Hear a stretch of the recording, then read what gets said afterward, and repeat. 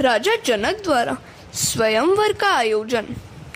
जनक राजा ने त्राकट किया, ये कोई परब्रह्म है।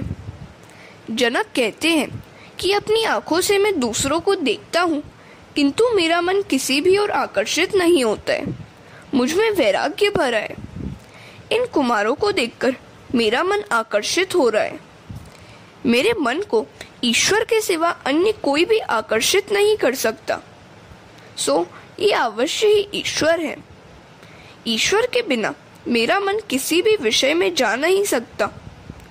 उन्हें अपने मन पर कितना विश्वास था। जनक कहते हैं, सहज विराग रूप मन मोरा, थकित होत जिमि चंद्र चकोरा। सो ये राम ही है, ब्रह्म जो निगम नेति कही गावा। जनक राजा ने राम को पहचान लिया। उन्होंने कहा, ये ऋषि कुमार नहीं है, राजकुमार भी नहीं है। वेद जिसका वर्णन नेति नेति कहकर करता है, शंकर जिनका सदा सर्वदा चिंतन करते हैं, वहीं साक्षात परब्रह्म परमात्मा ये है। ये राम मेरे मन को खींच रहे हैं। सो लगता है कि ये ईश्वर ही है। यदि ये प्रभु नहीं होते तो मेरे मन को खींच नहीं पाते। कण्व मुनि के आश्रम में प्रथम मिलन के समय दुष्यंत ने शकुंतला से पूछा, कौन हो तुम? शकुंतला ने कहा, मैं महर्षि कण्व की कन्या हूँ। दुष्यंत ने कहा, तुम्हें देखकर मेरा मन चंचल हो गया है। वैसे तो मेरा मन पवित्र है। ब्राह्मण कन्या मेरे लिए माता समान है। तुम्हें देखकर मेरा मन चंचल हुआ है, अतः मैं मानता हूँ कि तुम मेरी जाति की हो। मेरा मन ही प्रमाण है इस बात का। प्रमाणम अंतःकरण्य प्रवृत्ति। अपने मन पर उसे कितना विश्वास था। शकुंतला ने कहा, आप पवित्र हैं, महान हैं। मेरे जनक हैं क्षत्रिय विश्वामित्र। कण्व ऋषि तो मेरे पालक पिता हैं। मैं क्षत्रिय कन्या ही हूँ। जनक राजा कहने लगे, आज तक मैं निराकार ब्रह्म का चिंतन करता था। आज मेरा मन कह रहा है कि निराकार ब्रह्म का चिंतन छोड़कर इस सगुण राम का चिंतन किया जाए तो अच्छा हो। मुझे अब लगता है कि निराकार नहीं, साकार का ध्यान करूं। ये राम ईश्वर ही है। विश्वामित्र कहने लगे, राजन, यह तो तुम्हारी दृष्टि का गुण है। ज्ञानी अभेद भाव से चिंतन करते हैं। तुम्हारी वृत्ति ब्रह्माकार है, सो तुम्हें ऐसा लगता है, अन्यथा ये तो दशरथ राजा के पुत्र ही हैं। जनक तो महाज्ञानी है। उनकी प्रशंसा गीता में श्री कृष्ण ने भी की है। कर्मण्य वही संसिद्धिम स्थिता जनकादय। जनक राजा ने कर्म द्वारा ही परम सिद्धि प्राप्त की थी, अन्यथा गीता में और किसी की भी प्रशंसा नहीं की गई है। विश्वामित्र, राम और लक्ष्मण जनकपुरी के बाहर एक उद्यान में रह रहे हैं। सायंकाल की संध्योपासना भी नियमित रीति से करते हैं। विश्वामित्र के साथ उन्होंने सत्संग किया। रात्रि के समय वे विश्वामित्र की चरण सेवा करते लगे। आशीर्वाद मांगने से नहीं, अपने आप हृदय से मिल जाते हैं। विश्वामित्र ने भी इन राजकुमारों को हृदय से आशीर्वाद दिया, कल्याण हो तुम्हारा। लक्ष्मण राम की सेवा कर रहे हैं। वे सोचने लगे कि संभवतः मैं कल से चरण सेवा का लाभ पा न सकूंगा। कल बड़े भैया का विवाह होगा, अतः उनकी चरण सेवा का अधिकार अब तो भाभी को ही मिलेगा। सेवा करने का यह मेरा अंतिम दिन है। कल से मैं सेवा कर नहीं पाऊंगा। राम की सेवा के बिना मुझे चैन नहीं मिलता। सेवा और स्मरण के बिना जिसे चैन न मिले, वही सच्चा वैष्णव है। जो सेवा और स्मरण के हेतु जीता है, वही वैष्णव है। लक्ष्मण को बड़ा दुख होने लगा कि अब सेवा का अधिकार और अवसर छीना जाएगा। उनका मन अकुलाने लगा। उनका हृदय भर आया। आंखों में से आंसू की बौछार होने लगी। प्रभु ने देखा कि उनका लक्ष्मण रो रहा है। वे लक्ष्मण से रोने का कारण पूछने लगे। क्यों रोते हो भाई? क्या माता की याद तो आ रही है? तुम रोते हो तो मुझे बड़ा दुख हो रहा है। रामचंद्र का प्रेम आदर्श प्रेम था। लक्ष्मण संकोचवश बोल नहीं पा रहे थे। राम लक्ष्मण के हृदय को जानते हैं। उन्होंने लक्ष्मण से कहा, भाई, मेरे विवाह के बाद दाहिने चरण की सेवा तुम करना और बाएं चरण की सेवा सीता करेगी। तुम्हें देखे बिना मुझे नींद नहीं आती। विवाह के बाद भी मैं तुम्हें नहीं छोड़ूंगा। चाहे तेरी भाभी को छोड़ना पड़े, तुम्हें नहीं छोड़ूंगा। राम सभी के अंतर्यामी हैं, किंतु लक्ष्मण तो राम के भी अंतर्यामी हैं। तो ऐसा था राम का बंधु प्रेम। दूसरे दिन प्रातःकाल हुआ तो लक्ष्मण जी सबसे पहले उठ गए। हरे कृष्णा। स्त्री का धर्म है कि पति के भोजन के पहले भोजन और शयन के पहले शयन न करे। यही धर्म सेवक का भी है। विश्वामित्र शालिग्राम की पूजा करते थे, सो राम लक्ष्मण को पूजा के लिए पुष्प, तुलसी दल आदि लेने के लिए उन्होंने उद्यान में भेजा। राम लक्ष्मण पुष्प और तुलसी दल एकत्र करने के लिए उद्यान में घूमने लगे। माली को चाचा कहकर पुकारा। माली ने पीछे देखा तो राम लक्ष्मण उसे बुला रहे थे। उसने कहा, मैं तो एक अधम सेवक हूँ। राम ने कहा, सेवक भले हो, किंतु आप हमसे बड़े हैं। राम की विनय से माली उन्हें बार बार नमन करने लगा। राम सभी को एक समान मानते थे, अतः उनके वनगमन में अयोध्या की समग्र प्रजा का अश्रुश्रावण कोई आश्चर्य की बात नहीं है। राम लक्ष्मण तुलसी को भी वंदन करते हैं। तुलसी की नित्य वंदना करने वाले को कभी बीमार नहीं होना पड़ता। प्रणाम किए बिना कभी तुलसी दल ना लो, उसे नाखून से मत तोड़ो। जब भी तुलसी दल चुनने का प्रसंग आए, उसे प्रणाम करके कहो कि ठाकुर जी के चरणारविंद में चढ़ाने के लिए चुनने की अनुमति दे। तुलसी तो राधा जी का अवतार है। सायंकाल के बाद तुलसी का स्पर्श न करो। स्त्री का धर्म है कि प्रतिदिन तुलसी और पार्वती की पूजा करे। ऐसा करने से सौभाग्य अखंडित रहता है। उसी समय उद्यान में सीता जी भी आई। राम और सीता की दृष्टि का मिलन हुआ। इस दृष्टि मिलन की कथा मात्र तुलसीदास जी के रामचरित्र मानस में ही है। वाल्मीकि रामायण, भावार्थ रामायण, आनंद रामायण, आध्यात्म रामायण आदि में नहीं है। सीता जी ने जगदम्बा को प्रणाम करके राम जैसा पति मांगा। सीता जी प्रार्थना करती हैं, जय जय गिरवर राज किशोरी, जय महेश मुखचंद चकोरी, देवी पूजी पद कमल तुम्हारे, सुर नर मुनि सब हो ही सुखारे। राम लक्ष्मण पुष्पादि लेकर वापस आए और विश्वामित्र से कहा कि जिस कन्या का स्वयंवर होने जा रहा है वह भी उद्यान में आई हुई थी। राम का स्वभाव बड़ा सरल है। उनके मन में छल कपट नहीं है। सरल स्वभाव छुअत छल नाई। विश्वामित्र ने कहा, वत्स, मैं जानता हूँ कि इस समय प्रतिदिन वह उद्यान में आती है और इसलिए मैंने तुम्हें वहां भेजा था कि वह तुम्हें देख ले। स्वयंवर का समय आया। राजा जनक ने राजसभा में कहा, मेरी पुत्री जब 3 वर्ष की थी तब इस धनुष को घोड़ा बनाकर खेलती रहती थी। इस धनुष का भंग जो करेगा उससे मैं अपनी पुत्री का विवाह करूंगा। इस सभा में रावण भी उपस्थित था। बिना कारण क्लेश करे, अपनी जयकार स्वयं करे। जो स्वयं आत्म प्रशंसा करता फिरे वही रावण है। इस सभा में भी वह अपनी जयकार करने लगा। बिना कारण ही उसने राजा जनक से झगड़ा मोल लिया। धनुष उठाने का प्रयत्न करता हुआ वह अपनी जयकार कराने लगा। अपनी प्रशंसा अपने आप ही करे वह रावण ही है। पार्वती ने शिवजी से कहा, आपका शिष्य रावण बहुत अभिमानी हो गया है।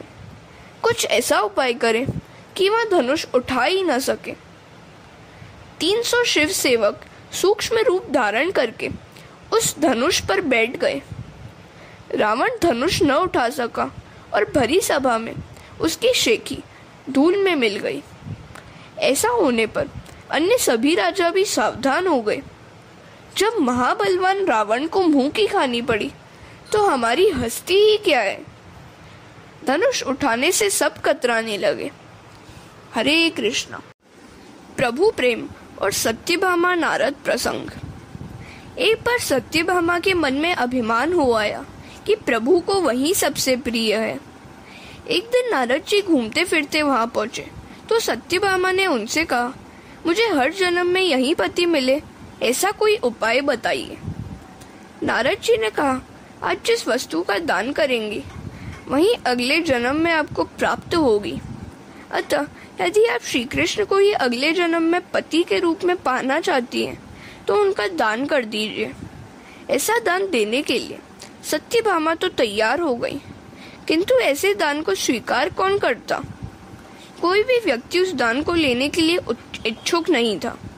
अंत में नारद जी को ये स्वीकार करने के लिए समझाया गया। वे राजी हो गए।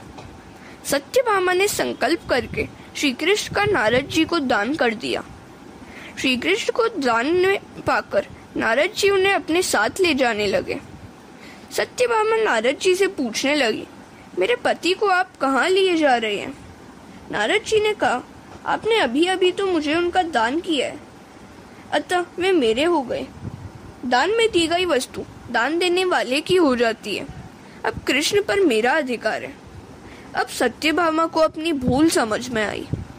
वे श्री कृष्ण को मांगने लगी और नारद जी देने से इनकार करने लगे। उधर जब ये सारी बातें अन्य रानियों तक पहुंची तो वे सभी दौड़कर आ गईं, पर एक रुक्मणी नहीं आई। सभी रानियां नारद जी से विनती करने लगी कि उनके पति को वापस दे दीजिए। नारद जी ने बोला, सत्यभामा ने श्री कृष्ण को दान किया है, अतः अब वो मेरे हो गए हैं। हाँ, फिर भी यदि आप इन्हें वापस लेने की इच्छा करती हैं तो इनका जितना वजन है उतना सुवर्ण मुझे दे दें तो मैं इन्हें लौटा दूं। सत्यभामा प्रसन्न हो गई। उसने सोचा कि मेरे पास तो ढेर से आभूषण है और स्यमंतक मणि भी है, पति का वजन होगा तो भी कितना होगा। वे अपने सारे आभूषण ले आई, किंतु यह क्या हुआ। सत्यभामा ने हीरा, मोती, स्यमंतक मणि सहित अपने सारे के सारे आभूषण तुला में रख दिए, फिर भी श्री कृष्ण का पल्ला नीचा ही रहा। अब तो सारी रानियां भी घबरा गईं और दौड़ दौड़कर अपने अपने आभूषण ले आई। उनके आभूषण भी तुला में रख दिए गए, फिर भी कृष्ण का पल्ला नीचे ही रह गया। जीव जब अभिमानी हो जाता है तो भगवान भी भारी हो जाते हैं। उनके आगे हीरा, मोती और सुवर्ण का मोल ही क्या है। रानियों ने आभूषणों से श्री कृष्ण का मोल करना चाहा, सो हजारों मन आभूषण रख देने पर भी उनका वजन श्री कृष्ण के वजन से कम ही रहा। सत्यभामा के अभिमान का नाश करने के हेतु ही यह सारी लीला रची गई थी। सब रानियां सोच में डूबी हुई थी कि अब क्या किया जाए। सत्यभामा ने श्री कृष्ण का दान करके अनर्थ कर डाला था। अंत में सत्यभामा ने रुक्मिणी का आसरा लिया। रुक्मिणी भी वहां आई। रुक्मिणी सारा भेद समझ गई कि भगवान की तुला क्यों नहीं हो रही है। रुक्मिणी ने अन्य रानियों से कहा, भगवान की तुला क्या सुवर्ण से हो सकती है। उन्होंने पल्ले में प्रेम से एक तुलसी दल रख दिया तो भगवान की तुला पूर्ण हो गई। रुक्मिणी ने पूरे प्रेम से तुलसी दल अर्पण किया था, अतः भगवान का पल्ला ऊपर उठ गया। इसी प्रकार बुढ़ाना के लिए भगवान सवा बाल एक धान्य विशेष के बराबर हो गए थे। धन्य धन्य बुढ़ाना की नारी, सवा बाल भये वनमाली। हरे कृष्ण। ईश्वर कभी ऐसी इच्छा नहीं करते कि कोई उनकी सेवा करे। वे तो निज लाभ से परिपूर्ण है। उन्हें किसी भी वस्तु की अपेक्षा नहीं है। वे स्वयं आनंद रूप है। उन्हें ऐसी इच्छा या अपेक्षा नहीं है कि वैष्णव उन्हें भोग लगाएं। उन्हें भोजन की इच्छा भी नहीं होती। वे तो निष्काम है। भक्तों को प्रसन्न रखने के लिए ही वे भोजन करते हैं। भगवत निवेदन किए बिना भोजन कभी नहीं करना चाहिए। ईश्वर को उनका ही पदार्थ अर्पण करना है। प्रेम से अर्पण करोगे तो वे प्रसन्न होंगे। ईश्वर को अर्पित किए बिना खाने वाला व्यक्ति भूखा रह जाता है। तुम उन्हें अर्पित करोगे तो वे कई गुना बढ़ाकर वापस लौटाएंगे। वे कहते हैं कि मेरी ही बनाई हुई वस्तुएं मुझे अर्पित करने में वैसे ही कोई बड़ाई नहीं है, किंतु मुझे अर्पण किए बगैर खाना अनधिकृत खाना है। भगवान के घर कोई कमी तो है नहीं, वे तो केवल तुम्हारी भावना ही देखते हैं। भगवान ने जो दिया है वही तो उन्हें अर्पित करना है। जीव तो किसी भी वस्तु की उत्पत्ति कर नहीं सकता, सभी कुछ श्री कृष्ण का ही तो है। दीपक जलाने से या आरती करने से भगवान के घर तो प्रकाश होगा नहीं, या तो तुम्हारे ही हृदय में प्रकाश करने के लिए है। ईश्वर तो वैसे ही स्वयं प्रकाशी है। सेवा करने से सेवक को सुख होता है, भगवान को तो क्या सुख मिलेगा, वे तो परमानंद स्वरूप है। जीव को देने वाला तो ईश्वर ही है, किंतु मनुष्य के निवेदन से वे प्रसन्न होते हैं। सेवा और पूजा में भेद है। जहाँ प्रेम का प्राधान्य है वह सेवा है, और जहाँ वेद मंत्र की प्रधानता है वह पूजा है। पूजा करो तो प्रेम से करो, अन्यथा स्नेह आदि का समर्पण व्यर्थ ही रहेगा। हमारे वस्त्र कहीं बिगड़ न जाए, इस डर से कई लोग तो मंदिर में साष्टांग दंडवत प्रणाम भी नहीं करते। नर कपड़न को डरत है, नरक पड़न को नहीं।